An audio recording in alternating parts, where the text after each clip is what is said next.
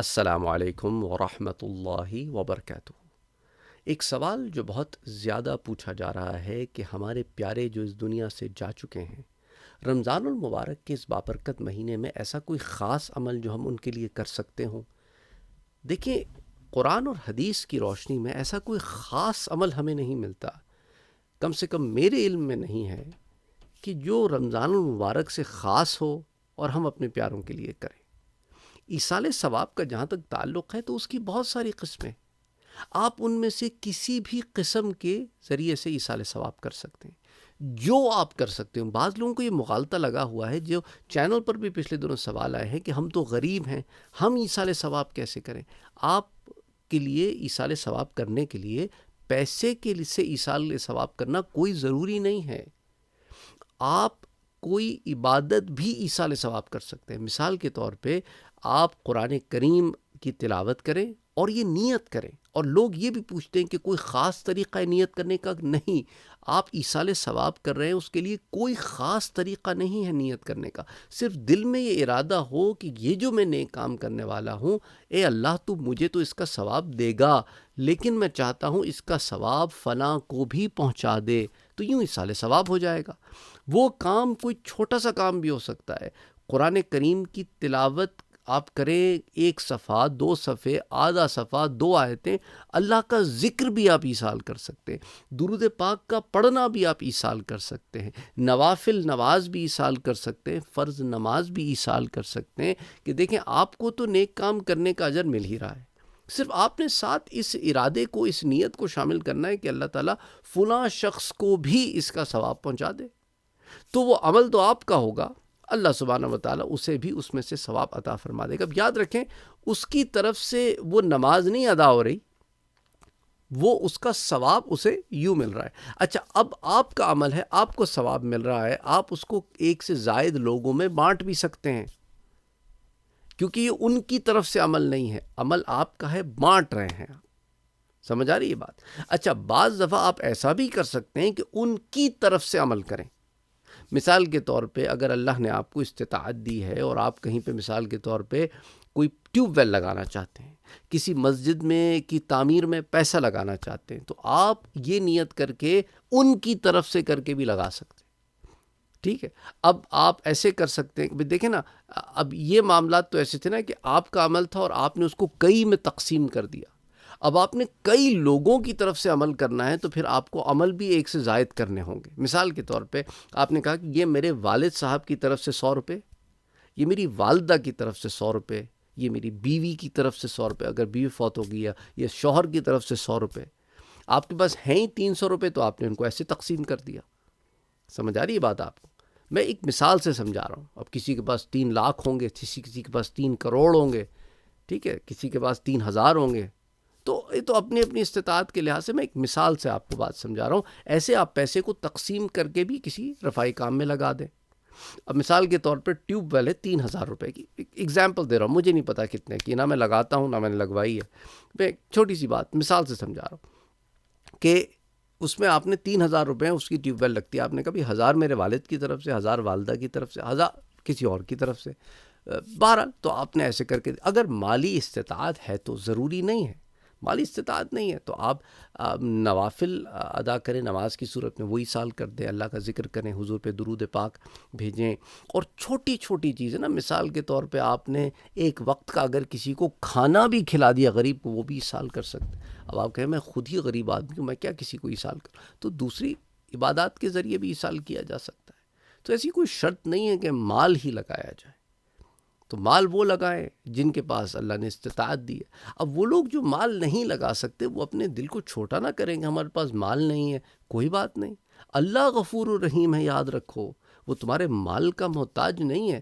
وہ تو مالداروں کو مال دے کر اس کی ڈسٹریبیوشن کے لیے، کہ جو ویلتھ ہے، جو پیسہ ہے، وہ روٹیشن میں آ جائے، زیادہ سے زیادہ لوگوں تک پہنچ جائے، اس کا ایک ذریعہ ہے کہ بھئی تم مال سے بھی ایصال کر سکتے ہو۔ جس کے پاس نہیں ہے، آپ دعا کرو، اللہ سبحانہ و تعالیٰ انشاءاللہ آپ کو غنی فرما دے گا، پھر آپ بھی مال سے کر دینا۔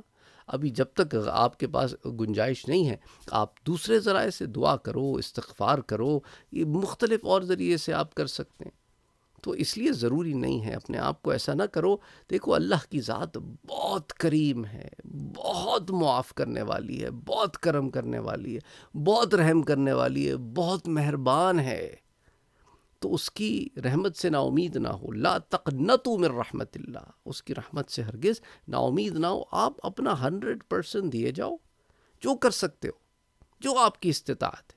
دیکھو قرآن کریم کے تلاوت میں بھی میرے رب نے کیا کہا؟ فقرؤ، اس کو پڑھو جتنا تم آسانی سے پڑھ سک رہے ہو. ما تیسر من القرآن، جو آسانی سے کر سکتے ہو کرو. اپنی اب دیکھو نا، ایک آدمی ہے، اس کو سحر کرتے ہی ڈیوٹی پہ نکلنا ہے. اب وہ سحر کے بعد وہ زائد نوافل کا یا کوئی زائد ذکر کا کرنا، یعنی اس نے بس سحر کی فجر کی نماز پڑھی، وہ گیا ڈیوٹی پہ.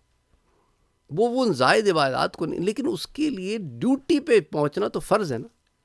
وہ تو فرض کام میں لگا ہوا ہے، تو اس کی تو زیادہ اہمیت ہے جو فرض کام ہے. اب وہ جس کے پاس ٹائم ہے کہ بھائی اب اس نے 9 بجے دفتر جانا ہے، تو اب وہ بیٹھا، سحر کے بعد اس نے فجر کی نماز پڑھی، اور فجر کی نماز کے بعد ذکر اذکار ہے، پھر اس کے بعد تلاوت قرآن کر رہا ہے، ایک آدھ سپارہ اس نے صبح پڑھ لیا، پھر دفتر کو نکل گیا.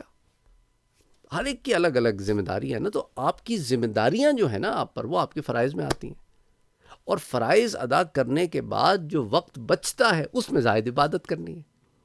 ہم کبھی اوور ویلم ہو جاتے ہیں، ہم کبھی یہ پریشر فیل کرنے لگتے ہیں کہ یار اس کو دیکھو، اس نے تو رمضان مبارک میں 10 دفعہ دورہ قرآن ختم کر لیا. یار ہم جو ہے بمشکل ایک کر رہے ہیں. کوئی بات نہیں، اس کی ذمہ داریاں الگ ہوں گی، آپ کی ذمہ داریاں الگ ہوں گی.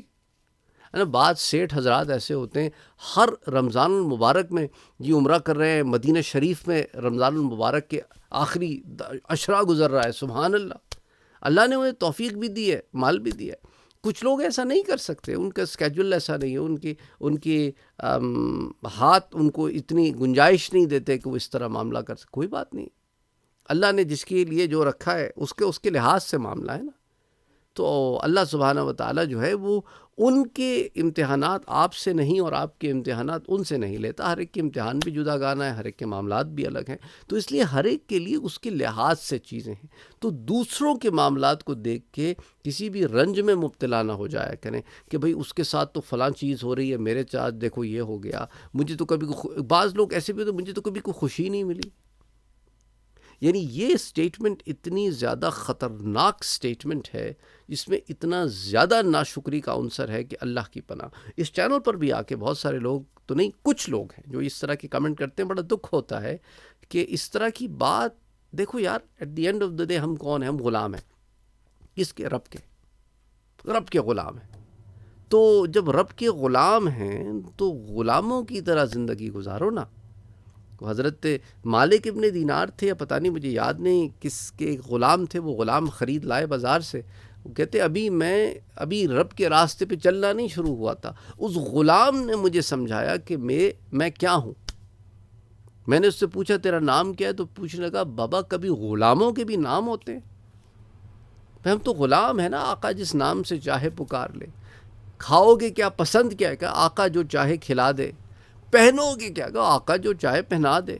کہتا جب پہننے اور کھانے پینے اور نام میں یہ ایک انسان ہو کہ ایک انسان جو اس کا بظاہر مالک بنا ہوا ہے اس کا اتنا ریگارڈ کرتا ہے، تو میں بھی تو کسی کا غلام ہوں نا.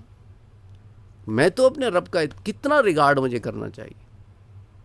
میں تو ہر وقت کمپلین 1-800 نمبر کسٹمر سروس پہ بیٹھا رہتا ہوں، کمپلین لکھاتا رہتا ہوں کہ مجھے یہ نہیں ملا، مجھے وہ نہیں ملا، مجھ سے یہ لے لیا، مجھ سے وہ لے لیا، میرے پاس یہ نہیں ہے، میرے پاس وہ نہیں ہے. اس کو دیکھو، اس کو دیکھو، فلانے کو دیکھو.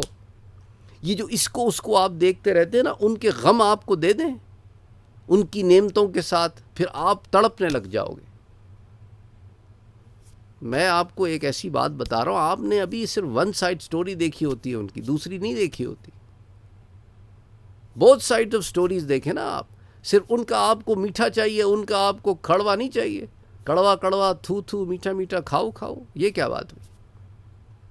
اس لیے دیکھو، قسمت کیا ہر ایک کو قصہ میں ازل نے، جو شخص کے جس چیز کے قابل نظر آیا، ہر ایک کو اس کی کیٹیگری میں رکھا ہوا ہے. آپ اپنی کیٹیگری میں دیکھو اپنے معاملات کو، دوسرے کی کیٹیگری میں کیوں جاتے ہو؟